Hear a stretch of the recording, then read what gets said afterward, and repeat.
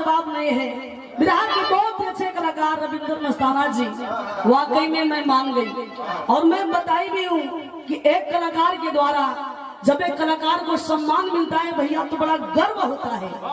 संचालन महोदय जी और मस्ताना जी, आप दोनों ने मिल करके स्वागत किया। सबों में कोटि कोटि नमन है, प्रणाम है, आशीर्वाद की कामना है। तो कुछ इशारा कर थोड़ा का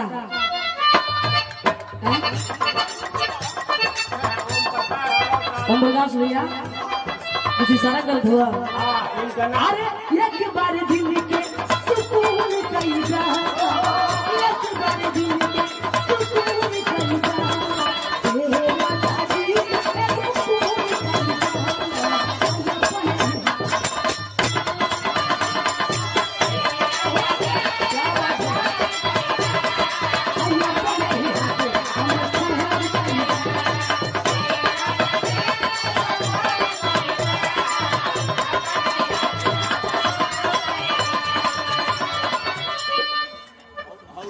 कम्युनिटी वाला जो पकड़िया बनले बड़ा लो खाली बस खाली फोन कह दे खाली देख।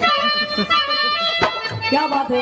और देखिए पुरस्कार रहा आदरणीय राम प्रवेश राजधर जी मुखिया जी की ओर से 500 रुपए का पुरस्कार रहा। समूह में कोटि कोटि प्रणाम है। राजू अच्छा के बात चमड़ी वाले कितने ओहो जितेंद्र जी क्या है जितेंद्र जी वैसे आपको आंख में आपका नजर एकदम धुनी लगती है।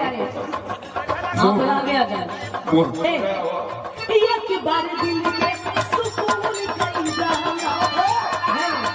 हेलो हेलो आप इधर देखिए